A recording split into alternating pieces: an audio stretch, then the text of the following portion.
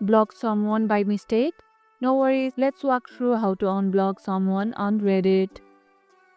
Open the Reddit app and tap on your profile icon. Now go to settings, then tap privacy. Here you can see the option that says people you have blocked.